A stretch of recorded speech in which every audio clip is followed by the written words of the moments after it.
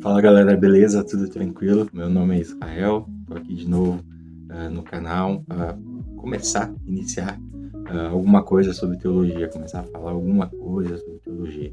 E a primeira coisa, né, que quero estar falando aqui no canal é o que é teologia, né? O que a gente pensa quando fala teologia, né? A palavra teologia ela é formada por duas palavras em grego. A primeira palavra é theos, que significa Deus, e depois logos, que é razão, né, lógica, enfim, seria mais ou menos, para traduzir isso daí, teologia, né, razão, o estudo de Deus, né. Então, o objeto de estudo é Deus e a sua revelação, né. E quando a gente fala de revelação, a gente fala sobre Bíblia, né, que dentro da tradição, tanto cristã, tanto de aspecto católico quanto protestante, ou de tradições gregas e tal, igreja do Oriente, enfim, a gente entende que revelação é a Sagrada Escritura. Dentro de diversas tradições, nós temos diferentes números de livros, né? Porque Bíblia é uma biblioteca. Né? A ideia de Bíblia é a ideia de uma biblioteca. Né? Por exemplo, os protestantes, eles consideram que são 66 livros, né? Já os católicos colocam alguns livros a mais, os chamados deuterocanônicos para eles e para nós protestantes, que eu sou de tradição protestante, consideramos apócrifos, né? Mas eles consideram deuterocanônicos, ou seja, um outro cânon, uma outra parte, né? Uma outra lista. E esse, por enquanto, não vai ser o que a gente vai falar sobre isso, né? A ideia não é discutir qual tradição está correta. Eu protestante vou dizer que a minha está correta e tem as minhas razões para isso, né? Dentro da academia temos razões também para isso, assim como os católicos vão achar as suas razões, enfim. A minha ideia aqui é falar sobre esse objeto de estudo, né? Dentro da perspectiva protestante, é claro, mas acredito que seja de valia também para católicos, para todos que professam a fé e também para quem não professa a fé, para poder entender um pouquinho melhor a cabeça de quem é confessional, que confessa a fé no Deus da Escritura, né? No Yahweh ou Javé, enfim, como você queira dizer, né? O que eu ia dizer? Então, o objeto de estudo é Deus, né? Deus, sua revelação. Como falei, para nós protestantes, enfim, é a Bíblia com 66 livros, né? E vou falar dela, né? A Bíblia com 66 livros. O primeiro ponto que a gente tem que olhar da Escritura é que ela se afirma como palavra de Deus. Quando a gente vai estudar a exegese, o que é exegese? É quando você pega e tenta entrar na cabeça de quem escreveu, sabe? Qual que era a intenção por trás daquilo? Né? Então a gente faz um estudo de contexto histórico, um estudo das línguas originais, tenta entender o significado dentro do seu contexto histórico geográfico e para poder entender a intenção do autor. E quando a gente faz isso com 66 livros, seja narrativas, poesias, cartas, livros proféticos, livros apocalípticos, quando a gente faz isso, a gente tem uma ênfase ali, ou seja, o autor dele está se propondo a mostrar a palavra de Deus. A ideia ali é que o livro, independente do seu gênero literário, quando você vai fazer uma exegese, o livro se mostra autoritativo, o livro se mostra como algo que vem do divino, que vem do eterno, que vem de Deus. Né? Então, tanto para protestantes, católicos e cristãos, o que a gente olha quando olha para a Escritura, a gente, por meio da fé, crê que aquilo é a palavra de Deus. Para quem não é cristão e quer ler a Bíblia e quer conhecer, leia também dentro dessa perspectiva, porque você vai ter um aproveitamento muito melhor da Escritura. Né? Se você olha para aquilo sem ter essa preconcepção, que é uma concepção de que, quem escreveu estava escrevendo com essa intenção de ser um livro autoritativo, de ser um livro que provém de algo maior, de um divino, se tu faz uma leitura sem ter essa preconcepção, tu vai acabar perdendo um pouco das ênfases do texto. E daí tu não vai caminhar conforme aquilo que a gente chama de exegese, buscando entender a intenção do autor. Né? Ali há uma intenção. Né? O autor ele escreve de forma intencional, querendo comunicar alguma coisa, querendo comunicar algo para os seus leitores. Né? Então, quando a gente parte dessa preconcepção de que esse livro é um livro autoritativo, que provém do divino, temos um aproveitamento muito melhor do texto bíblico.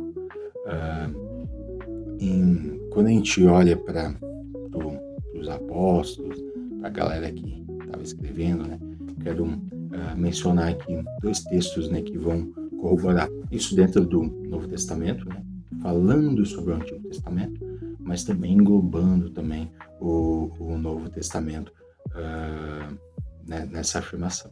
O apóstolo Paulo, ele escreve uma carta para o seu filho na fé, o Timóteo, e na segunda carta, no capítulo 3 dessa carta, no versículo 16 e 17, ele afirma a seguinte coisa: toda a escritura é inspirada por Deus e útil para o ensino, para a repreensão e para a correção, e para a instrução na justiça, para que o homem de Deus seja apto e plenamente preparado para toda boa obra.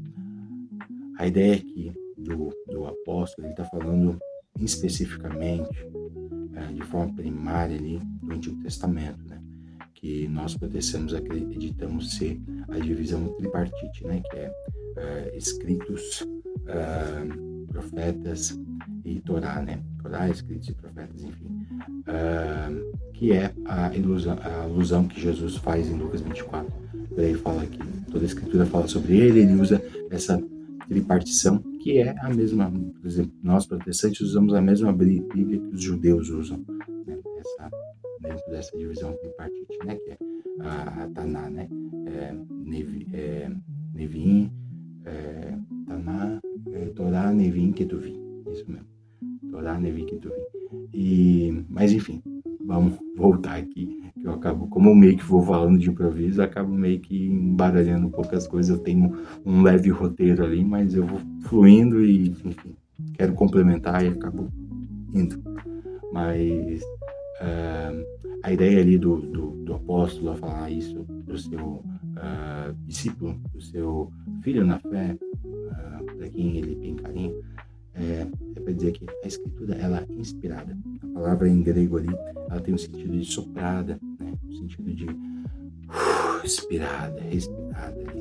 Então ela é inspirada por Deus, a ação de inspiração é do próprio Deus, não é que o autor, ao escrever, contempla Deus e se inspira em Deus, não. É algo que parte do próprio Deus, então ela é inspirada por Deus e ela é útil, ela é para o ensino, né, para a repreensão, para a correção, na justiça, para que o homem seja apto, né, plenamente apto para toda boa obra, no sentido de fazer coisas boas, né, ou para poder cumprir o propósito de Deus para a vida daquela pessoa, no sentido da pregação, do evangelho, da expansão da palavra e da mensagem de Deus. Em Hebreus também, a gente não sabe qual que é o autor de Hebreus, muitos dizem que é Paulo, a gente não tem uma ideia ali. Eu gosto de pensar que é Paulo, mas eu só gosto de pensar que é, mas eu não tenho certeza, não sei. O autor de Hebreus, ele vai falar também dentro dessa concepção do Antigo Testamento, né, olhando para o Antigo Testamento, ele vai dizer no capítulo 4, versículo 2: pois a palavra de Deus é viva e eficaz, mais afiada que qualquer espada de 2 gumes. Ela penetra até o ponto de dividir a alma e espírito, juntas e medulas, e julga os pensamentos e intenções do coração. Então, tu vai ter ali ele falando daquilo como algo que é palavra de Deus, né? Essa proposição aí de Deus na palavra, ela vem de Deus e ela é de Deus, como gerada por Deus e falada por Deus. E vai falar da utilidade, né? Ela é eficaz, da mesma forma que uma espada de 2 gumes, ou seja, que tem 2 fios, né? Um lado tem um fio, outro lado tem outro fio. Então ela corta muito bem, ela vai dividir o ser humano, vai escrutinar o ser humano, vai revelar as intenções do coração e tudo mais. Então essa é a ideia. E a Bíblia, ela vai falando ao longo dela, seja no Salmos, seja no Novo Testamento, com os Evangelhos, com o próprio Jesus falando, com os apóstolos falando, com os livros de sapienciais, de sabedoria, a ideia de falar que ela é verdade, né? A palavra de Deus é verdade, se referindo à lei, muitas das vezes. Os próprios apóstolos mencionando ela, como acabei de falar ali, o próprio Jesus falando que a palavra de Deus, ela é a verdade, né?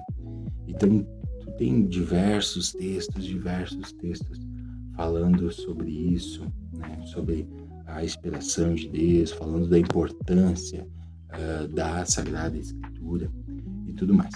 Então, é isso daí que a gente tem falado, né? A ideia de que o texto, ele é autoritativo, ele está querendo apontar para alguma coisa que envolve o ser humano e essa relação dele com Deus. Então, tu não tem um texto que é neutro com relação a isso e depois, posteriormente, há inferências que são colocadas ali dizendo que é de Deus. Não, o próprio texto se apresenta dessa forma. Se você fazer uma leitura fiel daquele documento, dos livros ali dentro da Escritura, na minha concepção, do Novo Testamento, dos 66 livros, né, Novo e Antigo Testamento, da tradição protestante, vai ver esse aspecto autoritativo, né, e esse conduzir e essa eficácia para também escrutinar o homem. Eu acho que eu vou parar por aqui. Eu vou fazer um próximo vídeo, não sei se essa semana ainda ou semana que vem. Eu ainda estou vendo como é que eu vou fazer essas coisas aqui, que a vida é corrida, né? Filho, família, filhas, família, e a ideia também da construção da casa, que toma tempo, toma os finais de semana, a própria faculdade, né? Eu quero ver também se eu não consigo fazer essa junção, né? Pegar a faculdade, que eu estou estudando teologia, estou fazendo bacharel em teologia, né? Bacharel em teologia. E tentar pegar os conteúdos ali que eu tenho aprendido e otimizar isso para passar aqui no canal, ou até os trabalhos que eu escrevo para a faculdade, sei lá, fazer algum formato de vídeo sobre, enfim, vamos ver. Por enquanto eu estou com a ideia aqui de a gente falar um pouco sobre a Escritura. Quero tentar ver o próximo vídeo, a gente falar da Escritura como um documento histórico, né? Porque é a palavra de Deus, né? Para quem confessa, crê fielmente nisso, que aquilo é inspirado por Deus, é a palavra de Deus, útil para nos ensinar e para revelar o Cristo, que é a verdade suprema e que é aquele que é a expressão exata do ser de Deus. Então a gente crê nisso. Mas também é um documento histórico muito importante que revela como as coisas se davam no mundo antigo. Então, é muito legal a gente olhar também dentro dessa perspectiva, porque a nossa fé, ela é histórica também. A gente aponta para a veracidade dos fatos narrados e da verdade revelada por meio de poesia e instrução e lei e cartas, enfim. Tá bom, gente? Fica aí esse vídeo, espero que vocês tenham gostado.